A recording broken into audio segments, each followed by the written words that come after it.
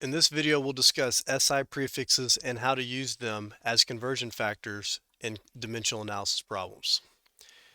In science, we use equations to solve problems, and equations are essentially just the relationship between different types of measurement. The symbols in an equation are the little letters, and they represent the types of measurement, and that's different from the units, which are the letters that come after the number in the measurement itself. So for example, mass would be grams, volume would be liters, density is grams per milliliter. There are a lot of different types of measurement, and they each have their own symbols, and then a variety of different types of measure. In the metric system, we have the base unit, and then we also have the prefixed unit. And we use this chart to help show the relationship between the base and the prefixed unit. And so here are some base units, and these are all the prefixes for those base units.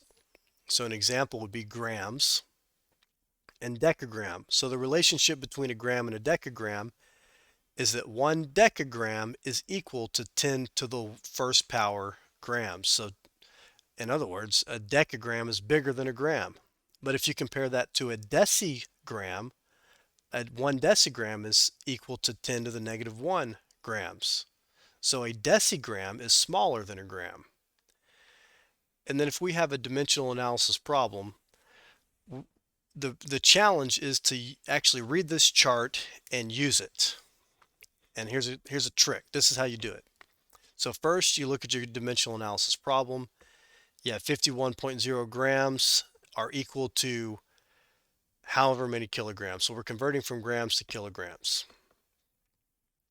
So you find the base unit, which is grams. We know that grams is the base unit because both units have grams in common. The prefixed unit is K because K comes before G. So we look at the chart and we find K, that's kilo. So all you really do is, if you were to write this on your conversion chart, you would just write the base unit next to K and then 10 to the third, like that. So 1 kilogram is equal to 10 to the third grams. So in other words, when you convert from grams to kilograms, 1 kilogram is equal to 10 to the third grams. If you convert from milliliters to liters, you do the same thing. You find the base unit, which is liters, because both units have liters in common. And then you find the prefix. Prefix is M. And now sometimes we think that that's the base unit, but notice, like meters, for example, notice how liters is common to both, so that's how you know that liters is the base unit. But M actually means milli for milliliters. Again, you'll take the base unit and write it next to both of these columns. So 1 milliliter is equal to 10 to the negative third liters. So in other words, to convert from 1.32 milliliters to liters, it's 1 milliliter is equal to 10 to the negative third liters. Last example, 0.58 meters to centimeters. Notice they both have meters in common, so that's your base unit. Centi is the prefix because it comes before the base unit.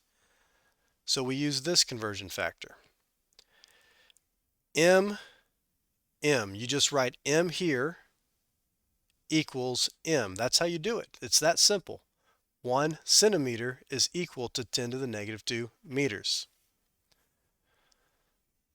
Meters to centimeters is simply 1 centimeter is equal to 10 to the negative 2 meters. We also have imperial conversion factors or imperial measurements. We won't use these very often, and then we have the conversion between metric and imperial.